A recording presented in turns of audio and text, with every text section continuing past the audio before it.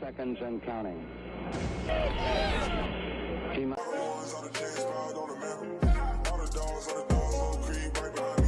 Hey, what's up, guys? Clicks Entertainment here, back with another video, and today we will be talking about Kentucky quarterback Will Levis and the prospect of him possibly being the Texans' next franchise quarterback.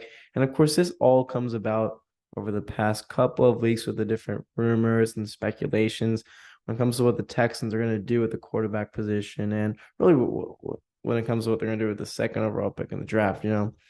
This all started once the Panthers, traded up for the number one overall pick. And at first it was rumored that they would like CJ Stroud, and now it's been more shifted to Bryce Young. That leaves the Texans with a couple of decisions to make. While it may seem like an easy decision for some, when it comes to, well, maybe shouldn't the Texans just take CJ Stroud? It's been said for like almost over a year now that it's going to be CJ Stroud, Bryce Young, CJ Stroud when it comes to the first two players selected in the draft, the first two quarterbacks selected in the draft. People believe that are the most talented quarterbacks in the draft. And however, none of that really matters unless the Houston Texans feel the same way. It's been said that while the Texans do love Bryce Young, they're a little bit split on CJ Stroud. A lot of people in the building are unsure of CJ Stroud. And at the end of the day, do you really want to take a guy if you're split on him, if you're unsure about him? It's also been said that the Texans do love Will Anderson, that they gave him that flawless grade that teams don't really give out to prospects. And then it leaves us with Will Levis, someone who I respect very much. Texans cap, he's got a good following on Twitter. He's recently doing podcasts on YouTube and stuff like that with Over the Cap. And he's a very smart individual. And he did recently say, I'm not necessarily sure if it was like he believes it or if he knows this for sure, and I've heard this from other people too, that the Texans may have Will Levis as their quarterback too. And that can make a lot of sense considering the things we've heard about the Texans being split on CJ Stroud. And honestly, I can see it a little bit. A couple things about CJ Stroud is that he is 23 years old and he will be 24 years old by week one of the NFL season. That's not necessarily something that teams are going to like, fans are going to like. Davis Mills is younger than Will Levis. That's something just that immediately pops off the chart about him. But Will Levis, I feel like it's kind of gone on the radar that he has the physical traits, he has the mental traits to potentially be that franchise quarterback. And a lot of scouts have also been impressed with Will Levis over this entire draft process.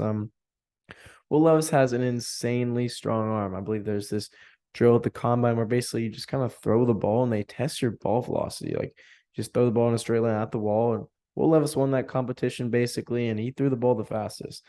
He's got a kind of unique release, interesting, funky, if you will, but it's a very quick release. We're talking like Brett Favre, Aaron Rodgers level of getting rid of the football super, super fast. In terms of getting rid of the football against pressure, he was the best among the top four quarterbacks in doing that.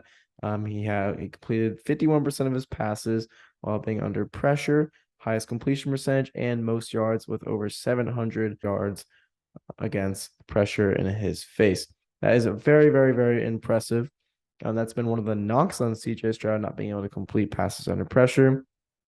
On top of that, the strong arm, the throwing under the pressure, Will Levis has a lot of athleticism. I'm sure we've all seen the clips of him hurling the Louisville defenders, breaking tackles in a game against LSU.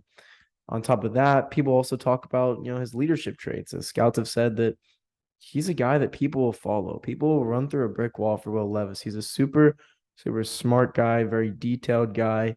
And at the end of the day, Will Levis just wants to win.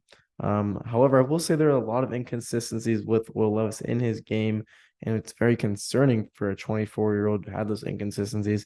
I took the liberty of watching about 10 games of where it was like every pass that Will Levis has thrown. This includes sacks, scrambles, stuff like that too. And I would say there's about 5 games like, okay, this is good. He can be a solid NFL quarterback.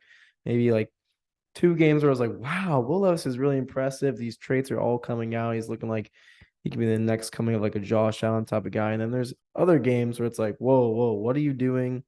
I saw lots of silly turnovers, bad mechanics, not necessarily setting his feet in the right way, sailing the ball. when his receivers are open and not really helping his guys out. Also, some of the games it would just happen to be that a lot of guys weren't open against these tough SEC defenses.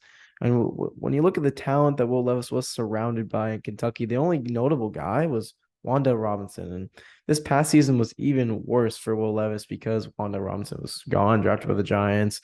And there was just not a lot of separation created by his wide receivers whatsoever. From a schematic standpoint, I feel like it's a huge advantage for Will Levis. His offensive coordinator at Kentucky was Rich Scangarello. Some things about Rich Scangarello is that he was the 49ers quarterback coach from 2017 to 2018, Shanahan scheme. And then he took a little bit of a break, was the Broncos offense coordinator, Eagles assistant. They went back to the 49ers in 2021 to be their quarterbacks coach. So he knows a lot about the West Coast ways. And that is exactly the offense that they ran at Kentucky. You consistently see lots of pro style concept, West Coast style concepts during Levis's time at Kentucky, and that is going to favor him a lot. And that's another excellent reason as to why scouts do like Will Levis. But overall, if the Texans believe that they can develop Will Levis, get rid of his deficiencies, maximize his traits, you are looking like a guy, like I said, Josh Allen, Matthew Stafford, quarterbacks of strong arms, athleticism, great leaders. Those guys have been insanely productive and kind of the guys that you look for. Like people talk about, are we going to find the next Josh Allen?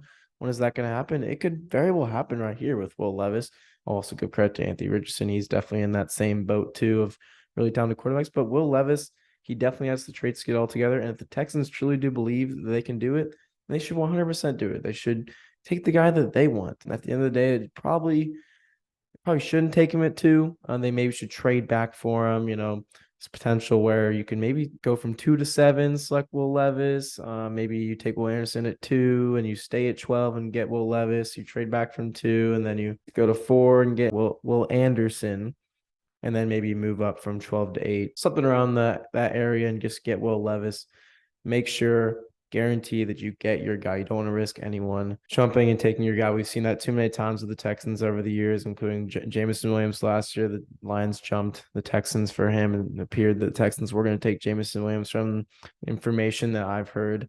So you definitely don't want something like that to happen again. If you believe he's the guy, make him the guy. Make him the franchise quarterback. But at the end of the day, if Will Levis fails, Nick Caserio's gone. Lots of question marks will be placed on the Texans coaching staff, including D'Amico Ryans.